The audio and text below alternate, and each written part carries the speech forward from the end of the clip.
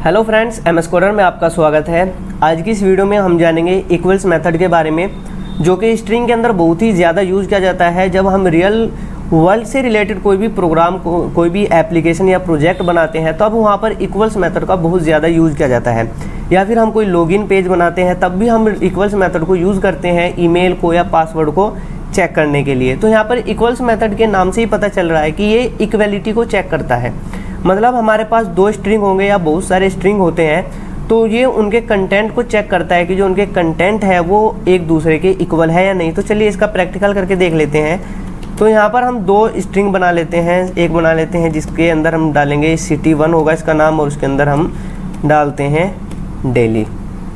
और एक और स्ट्रिंग बना लेते हैं और इसका नाम ले लेते हैं हम s2, और इसके अंदर भी डाल देते हैं हम डेली। स्टार्टिंग में हम दोनों के अंदर क्या डालेंगे, डेली डाल देते हैं। अब यहाँ पर देखिए हम इस मेथड इक्वल्स मेथड को क्या करेंगे, कॉल करेंगे यानी कि यूज़ करेंगे। अच्छा, ये रिटर्न क्या करेगा इक्वल्स मेथड, ये ट्रू या फॉल्स रिटर्न करेगा। ट्रू कब रिटर्न करेगा, जब दोनों स्ट्रिंग के जो कंटेंट है वो एक दूसरे के इक्वल है, तो ये ट्रू रिटर्न करेगा। अगर दोनों स्ट्रिंग के जो कंटेंट है उनमें एक भी कैरेक्टर मिसमैच हो जाता है, तब ये क्या रिटर्न करेगा, फॉल्स रिटर्न करेगा। तो यहाँ से हम सिटी1 से कॉल लगाते हैं हम इसको, सिटी1 डॉट इक्वल्स, और यहाँ पर इसके अंदर ले लेते हैं हम सिटी2। और यहाँ पर ये क्या रिटर्न करेगा, ये ट्रू या फॉल्स रिटर्न करेगा। तो उसको हम एक वेरिएबल के अंदर स्टोर करा के रख लेते हैं, और यहाँ से हम इसकी वैल्यू को भी प्रिंट करा देंगे।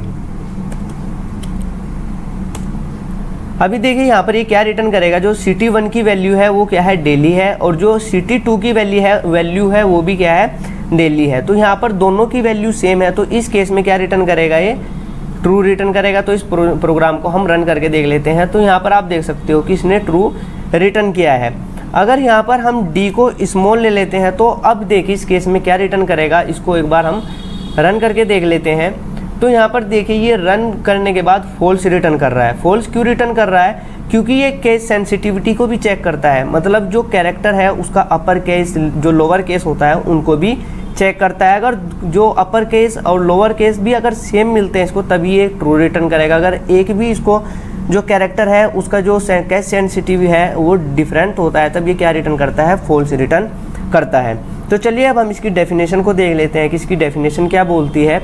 The equals method compares the two given strings based on the content of the string.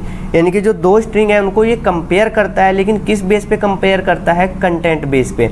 If any character is not matched it returns false. अगर एक भी कैरेक्टर मैच नहीं होता है या वहाँ पर केस सेंसिटिविटी वाला काम जो मैटर है वो आता है, तब ये क्या रिटर्न करेगा, फॉल्स रिटर्न करेगा। If all characters are matched then it returns true. अगर सभी कैरेक्टर मैच करते हैं तभी ये ट्रू रिटर्न करता है। The string equals method overrides the equals method of the object class. यानी कि जो स्ट्रिंग के अंदर इक्वल्स मेथड है वो ओवररिडन मेथड है। किस क्लास से ओवरराइड किया गया है, उसको जो ऑब्जेक्ट क्लास होता है, पेरेंट क्लास होता है जावा के अंदर, उसका ही एक मेथड है।